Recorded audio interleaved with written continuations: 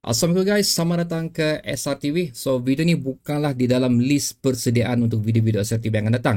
Tapi ini adalah news yang baru aku dapat dan baru juga aku baca, di mana ia melibatkan salah seorang permata Sabah FC lah, di mana Sadil Ramdhani telah menjadi sebutan di kalangan peminat Selangor untuk memperkuatkan tim mereka bagi persediaan yang akan datang, especially mereka hampir menempah tiket untuk ke AFC pula sekarang ni.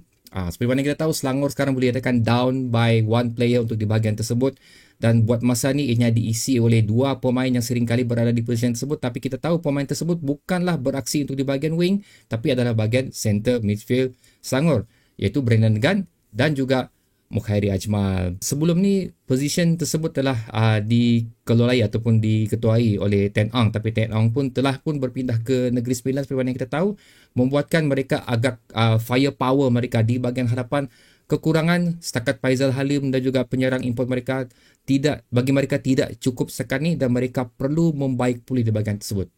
Dan satu lagi nama lah telah disebut untuk berada di posisi tersebut. Ini adalah di bibir peminat Selangor FC adalah Hidalgo sendiri pun telah disebut-sebut sebagai pengganti yang terbaik untuk berada di posisi tersebut, dikenakan lagi dengan persembahan terbaik beliau sewaktu menentang JDT hari itu telah membantu Kedah untuk mengikat JDT 3-3 pada perlawanan itu. So ini adalah tujuan video tu hari ini.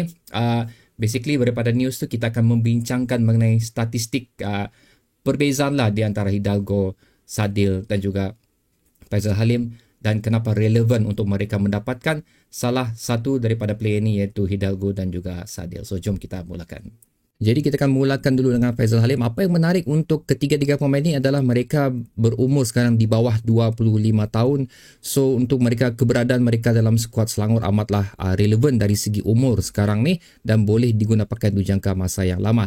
So seperti mana kita nampak di sini, Faizal Halim adalah merupakan winger untuk Selangor dan seringkali beraksi di bahagian kiri untuk pasukan Selangor, di mana kalau kita nampak hasil daripada 19 perlawanan yang telah beliau lalui setakat ni, beliau lebih mengisi di bahagian kiri Selangor sebanyak 17 perlawanan dan juga 8 gol. Kalau kita tengok pun assist yang telah dilakukan oleh beliau cukup bagus juga, iaitu sebanyak 8 assist. Dan kalau kita tengok round up gol yang telah dilakukan setakat ni untuk setiap penampilan yang telah dilakukan oleh Faizal Halim untuk season 2023 ni, beliau telah menjaringkan sebanyak 10 gol, dan antara pemain yang mempunyai gol partisipannya cukup tinggi telah membuat contribution sebanyak 30% untuk serangan build up yang dilakukan sendiri oleh Selangor. Dan seterusnya guys, kita akan perhati seterusnya untuk kedua-dua pemain ni, iaitu Sadil dan juga Hidalgo. Seperti mana yang aku katakan tadi, di antara ketiga pemain ini, mereka berumur 25 tahun ke bawah dan mempunyai jangka masa penggunaan yang cukup bagus sebenarnya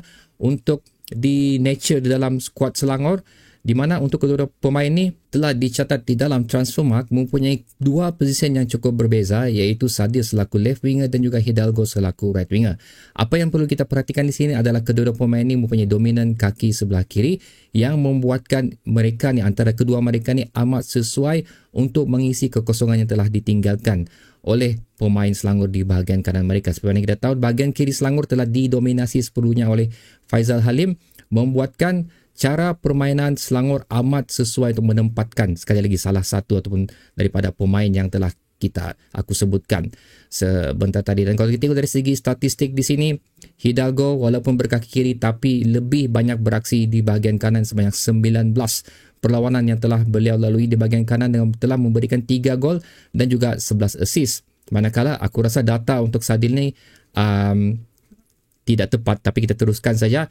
Sadil telah beraksi sebanyak 4 kali untuk di bahagian right wing Sabah FC, telah membuat 3 gol dan juga 2 assist. So secara statistiknya, hasil daripada perlawanan yang telah mereka lalui, Sadil telah melalui sebanyak 15 perlawanan. Banyak perlawanan yang Sadil tidak turun akibat kecederaan, tapi telah menyumbangkan sebanyak 6 gol dan juga 9 assist. Manakala Hidalgo hampir turun ke semua perlawanan yang telah dilalui oleh Kedah sebanyak 21 perlawanan, telah menghasilkan 3 gol dan juga 10 assist. Jadi guys, membuktikan di sini bahawa kehadiran dua pemain ni, sekiranya mereka berjaya memancinglah salah satu pemain ni ataupun mereka terus rembat dua pemain ni ke dalam skuad mereka, adalah merupakan satu pilihan yang signifikan setakat ni kalau dibandingkan dengan klub-klub lain. Hidalgo dan juga Sadil adalah merupakan profilik winger yang boleh beraksi di position yang diperlukan sangat-sangat oleh Selangor, iaitu di bahagian kanan mereka. Itu yang kenapa aku bersetuju dengan pendapat penyokong Selangor ni untuk mendapatkan salah satu pemain ini bagi memperkuatkan lagi tim mereka. Tapi of course untuk aku personally, aku tak maulah Selangor ambil Sadil kan keluar dari Sabah FC. Cuma sekarang kita tak pasti sama ada Sadil akan sekiranya ada offer diberikan kepada Sadil akan terus kekal bersama Sabah FC, kerana kita tak tahu apa jenis perjanjian yang akan mereka lakukan sehingga membuatkan Sadil berubah hati. Cuma itu je lah. Aku di sini mengharapkan Sadil tidak akan meninggalkan Sabah FC. Sadil terus bersama Sabah FC. Tapi antara benda yang penting untuk Sabah FC lakukan untuk mengekalkan Sadil adalah untuk memperkuatkan lagi pilihan kesebelasan utama Sabah FC bagi meyakinkan lagi Sadil ni untuk stay terus bersama Sabah FC. Pasal Sadil ni macam-macam surat dugaan kita dapat ni guys.